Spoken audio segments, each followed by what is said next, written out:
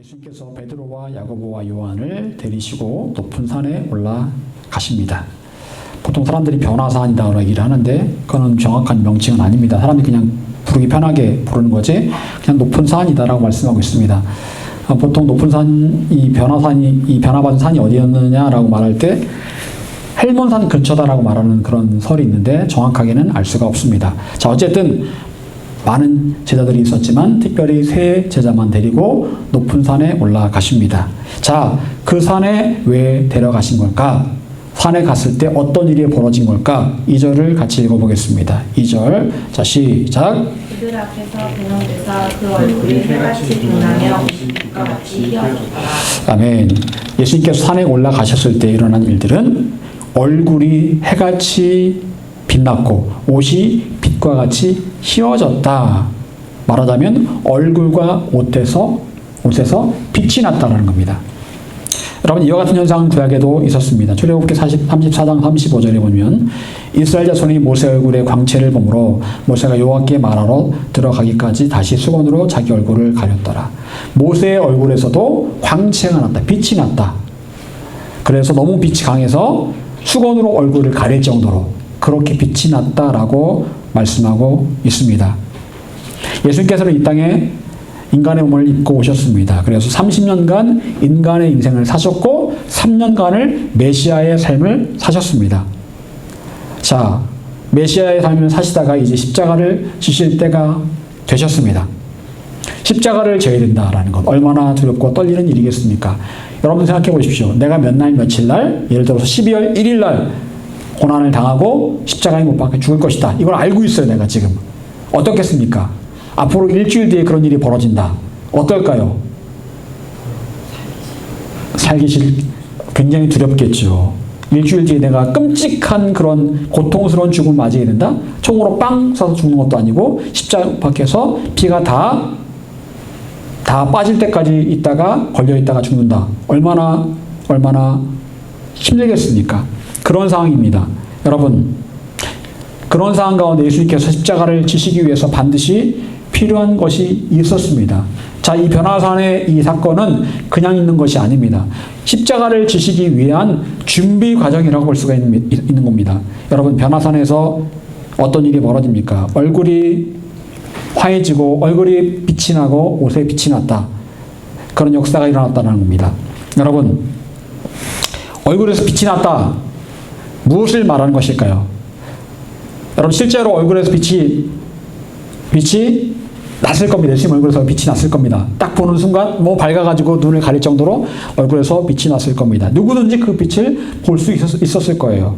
여러분, 얼굴은 우리의 영적 상태를 보는 거울입니다. 여러분의 얼굴만 봐도 영적 상태가 보인다라는 거예요.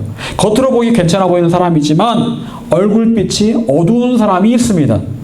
아무리 애써서 웃어 보여도 얼굴에서 어쩔 수 없이 어두운 빛이 보이는 사람이 있습니다. 그런 사람과 자세히 이야기하다 보면 누구에게도 말하지 않은 그런 고민과 고통이 있는 것들을 볼 수가 있습니다. 하지만 어떤 사람들은 남들 보기에 부족해 보이고 연약해 보인다 할지라도 얼굴에 빛이 나는 사람이 있다는 거예요. 여러분, 우리는 생각하기를 잘생기고 예쁜 사람이 호감형이다라고 생각합니다. 잘생기고 예쁘면 호감형이죠. 물론 당장은 호감형이죠. 하지만 결국 많은 사람들에게 진짜 호감을 주는 사람은 따로 있습니다.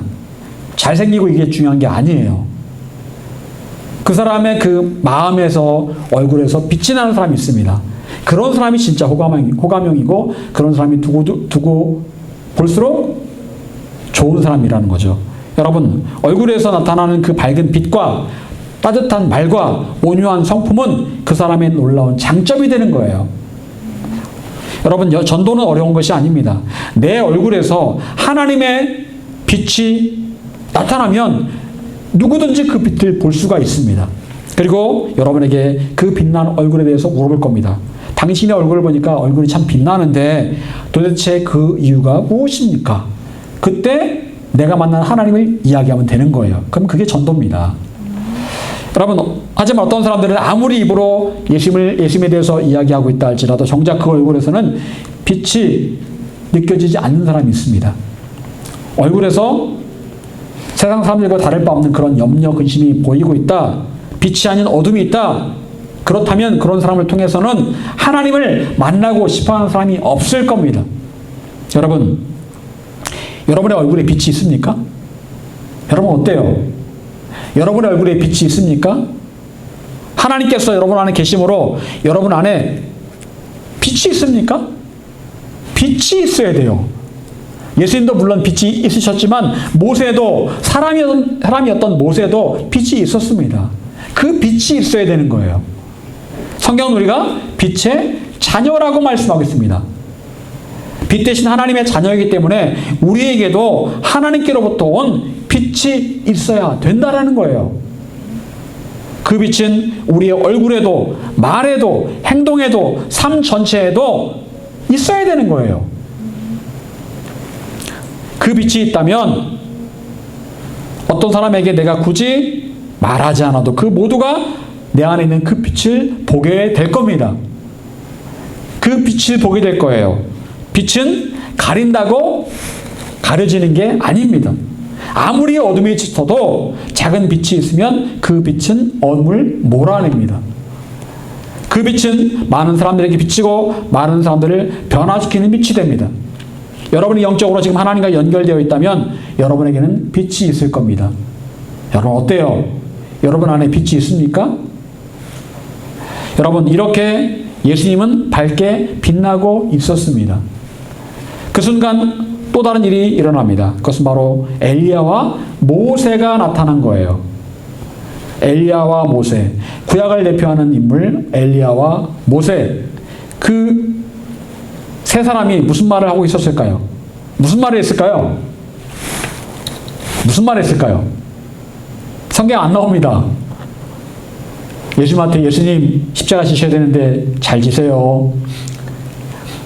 힘드시겠지만 참으세요. 그랬을까요? 알 수가 없죠. 알 수는 없습니다. 나중에 가서 천국 가서 한번 물어봐야 되겠어요. 그때 도대체 무슨 말인지 한번 물어봐야 되겠어요. 여러분, 그런데 그때 이 모습을 보던 베드로가 이렇게 말합니다. 주여, 우리가 여기 있는 것이 좋사오니 만일 주께서 원하시면 여기서 초막 셋을 주되 하나는 주님을 위하여, 하나는 모세를 위하여, 하나는 엘리야를 위하여이다.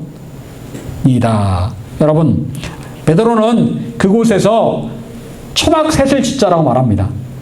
예수님, 모세, 엘리야가 살고 본인들은 초막이 안 살아 좋으니까 여기가 좋다라는 거예요. 여러분, 과연 거기가 어딜까요? 어쩌면 천국과 같은 곳이었을 겁니다. 여러분, 천국 갔다 온 사람들이 공통점이 있습니다. 정말 이 땅에 다시 내려오기 싫었다라는 거예요. 하나님께서 너 사명이 있으니까 가라라고 말씀하시는데 주님 저 여기 있고 싶습니다. 가기 싫습니다. 라고 말했다라는 거예요. 너무너무 좋아서. 아마 우리가 나중에 천국 가면 그렇게 고백할 수 있겠죠? 여러분, 이 세상은 어떻습니까? 우리가 살아가는 이 세상은 하루하루가 고통의 연속입니다. 고통의 연속이에요. 제가 병원에 가서 이렇게 침대에 누워있으면 어제는 얼마나 등짝이 아프던지 너무너무 힘들더라고요. 4시간을 누워있는데 움직이지도 못하고 누워있는 거예요. 정말 힘듭니다. 여러분, 하루하루 사는 것 자체가 고통입니다. 고난이고요. 슬픔입니다. 인생을 조금 살아보면 압니다. 조금 살아보면 인생이 정말 내 뜻대로 되는 게 아니고 고난과 고통의 연속이구나. 이걸 확실히 알게 됩니다. 젊을 때는 잘 몰라요. 물론 때론 즐거운 일도 있습니다. 하지만 원래 인생은 고난과 고통의 연속입니다. 그냥 마지못해 살아가는 경우가 얼마나 많은지 모릅니다. 그러다 천국 가면 어떨까요? 고통도 없고 눈물도 없고 고난, 슬픔도 없는 곳이에요. 얼마나 좋을까요? 바로 우리가 꿈에 그리던 그곳이 바로 천국입니다. 아까도 제가 예배 전에 기도하면서 그런 기도를 했습니다. 하나님, 예수님께서 내일이라도 오시면 좋겠습니다. 아니, 오늘 밤에라도 오시면 좋겠습니다. 물론 구원받을 사람이 많죠. 그런데요, 제 인간적인 마음은 내일이라도, 오늘 밤이라도 오시면 좋겠습니다. 라고 그런 기도를 제가 했습니다. 여러분, 베드로가 거기 있고 싶어한 이유가 무엇일까요? 베드로가 느끼기에도 너무 좋은 곳이었기 때문에 그래요. 초막이 뭐예요? 초가집이잖아, 초가집. 초가집을 짓고 살지언정. 아니, 제자들은 집도 없이 그냥 살지언정. 그래도 거기가 좋다라는 거예요. 그 하나님의 임재가 있고, 빛이 있고, 근심도, 걱정도 없는 바로 그곳이 좋았다라는 겁니다. 베드로의 인간적인 소망이죠. 여러분, 그런데 베드로를 향한 하나님의 말씀은 무엇이었습니까? 5절 같이 읽어보겠습니다. 5절. 자, 시작. 하나님께서 소장이 분한 분이 그들을 바꾸며 그 속에서 소리가 나서 이르시되 이는 내 사랑하는 아들이요 내 기뻐하는 자니 너희는 그의 말을 들으라 하시는지라. 아멘. 성부 하나님의 말씀이죠. 성부 하나님의 음성입니다. 여러분, 성부 하나님의 음성을 들으면 어떨까요? 자, 요한계시록 14장 2절에 요한은 이렇게 자기가 들은 소리에 대해서 이렇게 말하고 있습니다. 내가 하늘에서 나는 소리를 들으니 많은 물소리와도 같고 큰 우레소리와도 같은데 내가 들은 소리는 거문고 타는 자들이 그 거문을 타는 것 같더라. 표현하기를 물소리, 많은 물소리 같기도 하고 우레소리 같기도 하고 거문고를 타는 소리 같기도 하고 표현하기 그렇게 표현합니다. 물소리, 엄청난 큰 폭포, 가보진 않았지만 뭐 나이아가라 폭포 이런 폭포 소리 같은 쿵쿵쿵쿵 하는 소리, 천둥 소리 들어봤죠? 쿵 하는 소리, 그런 소리가 들리더라는 거예요, 하늘에서. 여러분, 하나님의 음성을 듣는 순간 너무 두려워서 우리는 그냥 그 자리에서 아마 엎드러질 겁니다. 여러분, 그런데 하나님께서 말씀하십니다. 베드로에게 그렇게 말씀하십니다. 초막셋을 짓고 살고 싶다라는 베드로의 그 간절한 기대와는 다르게 하나님의 말씀은 이는 내 사랑하는 아들이요 내 기뻐하는 자니 너희는 그의 말을 들으라 라고 말씀하세요. 베드로는 자기의 인간적인 소원을 말합니다. 저 여기 살고 싶습니다. 여기 너무너무 좋습니다. 그런데 본인의 그런 기도와는 전혀 상관없는 전혀 엉뚱한 대답이 하늘에서 들려옵니다. 나는 여기 살고 싶습니다 했더니 하나님께서 하신 말씀이 너 여기 살면 안 돼 라고 말씀하신 것도 아니고 너는 이는 내 사랑하는 아들이요 내 기뻐하는 자니 너는 저의 말을 들으라 라고 말씀하세요. 동문서답이죠. 동문서답. 여러분, 많은 사람들은 생각하기를 내가 열심히 기도하는데 하나님께서 내 기도를 듣지 않으셔 라고 생각합니다. 많은 사람들이 교회를 떠난 이유가 무엇입니까? 그 중 하나가 바로 열심히 기도했는데 기도 응답이 없다라는 거예요. 여러분, 저도 그럴 때가 있습니다. 저도 그런 적이 많이 있었습니다. 간절하게 기도했는데 응답이 안 된 적이 참 많았어요. 저희 아버지가 2018년도에 돌아가셨는데 사고로 돌아가셨거든요. 사고로, 경운기 사고로 돌아가셨는데 제가 아버지의 구원을 위해서 계속해서 기도했습니다.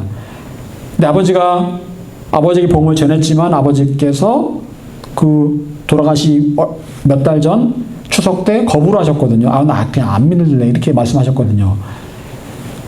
그러다가 그냥 제가 보기에는 믿지 않고 돌아가신 것 같아요. 제가 마음이 속상하더라고요. 하나님께 아버지의 구원을 위해 기도했는데 왜 이렇게 하나님께서 아버지를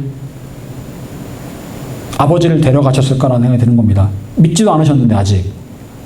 그런 생각이 들었어요. 그리고 어머니가 암으로 돌아가셨는데 어머니 암 치료를 위해서 기도했습니다. 그런데 하나님께서 데려가셨어요. 실망했습니다. 하나님, 그냥 그 수많은 사람 가운데 한 사람, 그냥 저희 어머니 그냥 암 치료해 주시면 좋잖아요. 그래서 저를 위해 기도하게 해주시면 좋잖아요. 저희 어머니 권사님이시니까 저를 위해 기도해 주실 수 있잖아요. 하나님, 기도하는 사람을 왜 데려가십니까? 너무 마음이 아팠습니다. 여러분, 그 외에도 기도했지만 응답받지 못한 일들이 얼마나 많은지 모릅니다. 솔직히 큰 사건 가운데 기도 응답을 받은 게 사실 몇 가지 안 돼요. 여러분, 그런데 이것이 비단 저만의 일이겠습니까? 많은 사람들도 하나님께 기도했지만 기도 응답 받지 못한 적이 참 많습니다. 무응답으로 일관하실 때가 참 많이 있다라는 거예요. 베드로도 초막셋을 짓고 그곳에 살고 싶다고 그렇게 요청합니다. 그것이 당장 베드로의 기도 제목이었습니다. 하지만 하나님께서는 전혀 다른 말씀을 하십니다. 예수님이 하나님께서 기뻐하시는 사람이라 예수의 말씀을 들으라라는 그런 말씀만 하십니다. 여러분, 하나님께서는 왜 베드로의 기도 요청에는 아무 말씀도 하지 않으시고 전혀 다른 말씀을 하신 걸까요? 이유가 뭘까요? 우선 베드로의 기도는 하나님의 뜻과는 지금 상관없는 인간적인 기도였다는 거예요. 인간적인 기도였다는 겁니다. 물론 사는 거 좋죠. 거기에 사는 거 좋습니다. 그런데 지금 그건 인간적인 기도예요.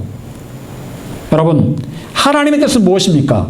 베드로가 앞으로 세상에 나가서 많은 사람들에게 복음을 전해서 예수님 만나게 하는 일이 바로 베드로를 향한 하나님의 계획이었습니다. 실제로 베드로가 설교할 때 3,000명이나 되는 사람들이 구원받았고, 베드로가 끼친 영향력은 말로 다 할 수 없을 정도로 엄청나게 많은 사람들이 베드로를 통해서 예수 믿고 구원을 받게 되었습니다. 그게 바로 하나님의 뜻이에요. 지금 베드로 한 사람이 여기 사는 게 중요한 게 아니고요. 베드로가 나가서 수천 명의 사람들, 수만 명의 사람들을 구원하는 게 그게 하나님 뜻이었다니까요. 인간적인 베드로의 뜻과 하나님의 계획이 완전 달랐습니다. 또한 베드로의 기도에 하나님께서 아무 응답도 하지 않으신 것처럼 보이지만 사실 하나님께서는 그 기도대로 응답하셨습니다. 베드로는 모세와 엘리야를 그 산에서 만난 다음에 그 산에서 살고 싶었습니다. 하지만 그 아름다운 곳, 그곳에서 사는 것보다 당장 중요한 일은 사명을 감당하는 일이었어요. 여러분, 결국 베드로가 나중에 어디에 갔을까요? 거기에 갔을 겁니다. 그 천국에 갔을 거예요. 하나님께서 그 대답을 기도에 응답하시지 않은 게 아니에요. 단지 때가 이르지 않았을 뿐입니다. 결국 베드로는 그렇게도 가고 싶었던, 초막챗을 짓고 살고 싶었던 그 천국에 들어갔을 겁니다. 여러분, 바울은 표대를 향해 달려야 된다라고 그렇게 고백을 합니다. 그리고 결국 달려서 그 표대의 결승선에 이르게 되었을 겁니다. 여러분, 모세는 평생 고생을 했습니다. 120년 동안 평생 고생만 했어요. 가나안을 앞에 두고 느보산에서 죽었습니다. 그런데 그 모세는 지금 어디에 있는 겁니까? 천국에 있죠. 엘리야는 지금 어떻습니까? 평생 엘리야도 고생만 했습니다. 결국 어디에 가 있습니까? 천국에 가 있습니다. 여러분, 베드로도 지금 그렇게 원했던 바로 그 천국에 있습니다. 단지 그곳에 갈 때가 이르지 않은 것뿐이었어요. 천국 갔다 온 사람들이 하는 얘기 그겁니다. 하나님께서 그렇게 말씀하신대요. 지금 일단은 이 땅으로 내려가라. 네가 할 일이 있다. 그리고 나중에 와라. 지금은 때가 아니다라고 말씀을 하시더라는 거예요. 여러분, 지금은 그곳에 가야 될 때가 아니라 일해야 될 때이기 때문에 우리가 지금 여기에 있는 겁니다. 여러분, 저는 하나님께서 저를 살리신 이유가 저를 통해 하실 일이 있기 때문이라고 생각을 합니다. 하나님의 나라 좋죠? 좋습니다. 하지만 하나님께 저를 통해 하실 일이 있기 때문에 지금 제가 이 자리에 있다라고 저는 분명히 믿습니다. 그리고 그 사명의 길을 가는 것은 고통과 고난의 연속이지만 그래도 지금 해야 할 일이 있기 때문에 지금 이곳에 있는 거예요. 여러분, 지금 여러분이 원하는 것들을 구해도 아직 얻지 못하는 것은 하나님께서 주실 때가 되지 않았기 때문에 그런 거예요. 하나님께서는 지금 여러분이 해야 할 일이 따로 있다라고 말씀하십니다. 지금 우리는 그 일을 해야 합니다. 그리고 때가 되면 내가 원했던 그 일을 이루어 주실 것입니다. 여러분, 그리고 우리는 하나님께서 하신 말씀을 주목해 보아야 합니다. 이는 내 사랑하는 아들이요 내 기뻐하는 자니 너희는 그의 말을 들으라. 마가복음 1장 11절에도 똑같은 말씀이 나옵니다. 하늘로부터 소리가 나기를 너는 내 사랑하는 아들이라 내가 너를 기뻐하노라. 언제 이 말씀은 언제 나온 거예요? 세례를 받고 난 다음에 성령이 비둘같이 내려올 때 들려온 말씀입니다. 똑같은 말씀이에요. 너는 내 사랑하는 아들이요 내가 너를 기뻐한다. 똑같은 말씀이 변화산에서도, 그리고 세례 받으실 때도, 성령께서 내려오실 때도 있었다라는 거예요. 그리고 이 상황을 보았던 베드로는 베드로서 1장 17절에 이렇게 말합니다. 지극히 큰 영광 중에서 이러한 소리가 그에게 나기를 이는 내 사랑하는 아들이요 내 기뻐하는 자라 하실 때에 그가 하나님 아버지께 존귀와 영광을 받으셨느니라. 여러분, 예수님께서 그 산에 올라가셔서 이렇게 변화되신 이유가 무엇입니까? 하나님 아버지께로부터 존귀와 영광을 받으시기 위함이었어요. 십자가를 지셔야 되는데 그 존귀와 영광을 지금 필요로 하고 있다는 겁니다. 여러분, 존귀와 영광이 무엇입니까? 눈에 보이지 않습니다. 엄청난 겁니다.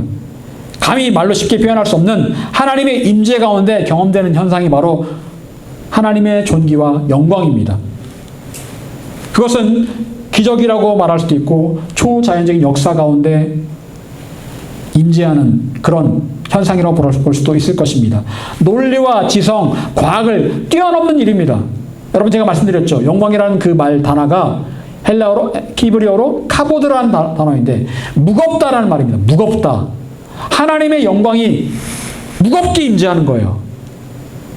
무거워서, 너무나 무거워서 엎드릴 수밖에 없는 그런 상황. 너무나 무거워서, 공기가 너무나 무거워서 엎드릴 수밖에 없는 그런 상황. 여러분, 하나님의 영역을, 하나님의 임재를 이성적으로 논리적인 말로 표현할 수는 없습니다. 하지만 그 느껴지는 엄청난 영광, 그 임재에 우리는 압도당할 수밖에 없을 겁니다. 그 순간 기적이 일어나고 몰랐던 것들이 깨달아지고 믿어지지 않던 것들이 믿어지게 되는 거예요. 베드로와 제자들은 바로 그 엄청난 하나님의 임재와 영광을 보고 있었다라는 거예요. 여러분, 하나님께서는 우리에게 하나님의 임재 가운데 하나님의 영광과 존귀를 나타내기를 원하고 계십니다. 그런데 우리는 의식적인 예배, 평범한 예배만 드린 경우가 참 많습니다. 하나님은 영이시니 예배하는 자가 영과 진리로 예배할지니라 라고 말씀하셨지만 우리가 영과 진리로 예배하지 못할 때가 얼마나 많습니까? 대부분의 성도들이 하나님의 영광이 가득한 예배를 갈망하지도 않습니다. 그냥 의식적인 예배 그 자체만을 그냥 드릴 뿐이에요. 이것이 지금의 교회와 지금의 예배의 현실입니다. 여러분, 저는 우리 교회가 하나님의 존귀와 영광이 임하는 그런 예배를 드릴 수 있기를 간절히 소망합니다. 여러분들이 바로 그런 영과 진리의 예배자 될 수 있기를 축원합니다. 이렇게 하나님의 영광이 임하던 그 순간을 경험하고 나서 예수님께서 제자들에게 손을 대시며 말씀하십니다. 일어나라, 두려워하지 말라. 그리고 제자들이 눈을 들어 보니 오직 예수 외에는 아무도 보이지 아니하였더라. 모세도 엘리야도 하나님의 영광도 존귀도 임재도 그 순간에는 보이지 않았고 오직 예수 외에는 아무것도 보이지 아니하더라. 여러분, 현실로 돌아온 겁니다. 현실로 돌아왔어요. 현실 가운데는 모세도 엘리야도 없었고 하나님의 임재와 엄청난 그 존귀 그것도 사실은 없었다는 겁니다. 느껴지는 감정도 없었다는 거예요.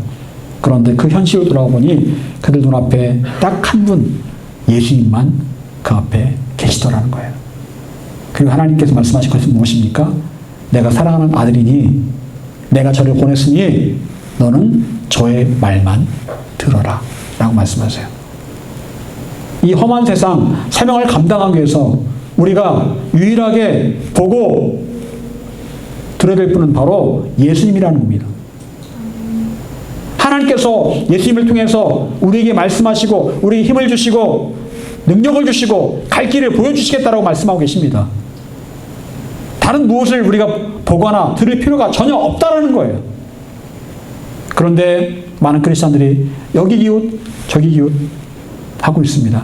세상 정세가 어떠니 어떻게 해야 된다라고 생각하고 머리를 쓰고 자기 본인의 그 인간적인 지혜를 짜내려고 합니다. 그럴 필요가 없다라는 거예요. 오직 예수님의 말씀을 듣고 예수님만 보면 된다라고 말씀하고 계십니다. 여러분, 우리에게 주어진 하나님의 계획, 어떤 계획일까요? 여러분을 향한 하나님의 계획은 무엇일까요? 명확히 알 수 없죠. 하지만 분명히 계획이 있습니다. 분명히 계획이 있어요. 이 땅에 여러분을 보내신 분명한 계획이 있습니다. 그런데 그 계획, 하나님의 길을 가는 것은 좁은 길입니다. 고난, 고통이 있고 어려움이 있어요. 고난, 고통, 어려움이 있습니다. 슬픔도 있습니다. 절대로 쉬운 길이 아닙니다. 그런데 우리가 그 길을 넉넉히 이겨낼 수 있습니다. 내가 세상을 이겨노라라고 말씀하세요, 예수님께서. 그리고 우리에게 넉넉히 이길 힘의 근원이 있다라고 말씀하십니다. 그분이 누구십니까? 바로 예수님이십니다.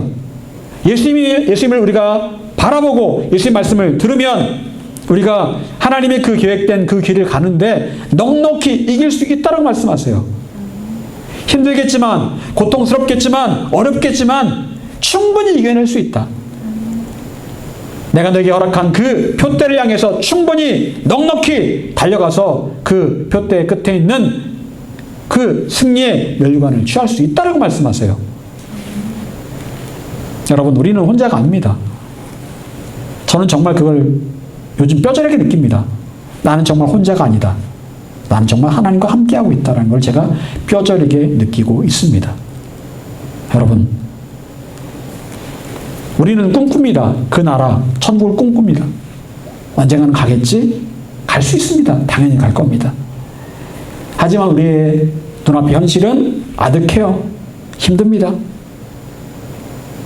여러분, 고통과 눈물이 없는 곳, 그립던 사람들을 만날 수 있는 곳, 그것이 바로 천국이고 우리 그곳에서 기쁨의 노래를 부르게 될 것입니다. 하지만 눈앞의 현실이 고통스럽죠. 여러분, 눈앞에 이 고통스러운 현실이 그렇게 길지는 않습니다. 길지는 않아요. 그리고 충분히 이겨낼 만한 힘이, 능력이 우리에게 이미 주어졌습니다. 여러분, 그 힘은 바로 내 앞에 있는 예수님을 바라보고 그분의 음성을 듣는 거예요. 하나님 아버지께서 분명히 말씀하셨습니다. 너는 저의 말을 들으라. 그랬더니 그들 앞에 예수님만 보였다라고 말씀하세요. 예수님만 바라보고 예수님만 음성만 들으면 우리는 이 길을, 이 사명의 길을 오늘도 달려갈 수가 있을 것입니다. 사랑하는 여러분, 예수님을 붙들면, 예수님만 붙들면 오늘을 버티고 이겨낼 힘이 생길 것입니다. 예수 외에는 아무것도 보이지 않았던 제자들처럼 오직 예수님만 보면서 예수님의 음성만 들으면서 오늘도 넉넉히 이기고 천국의 소망을 품으며 살아갈 수 있기를 간절히 축원합니다. 기도하겠습니다.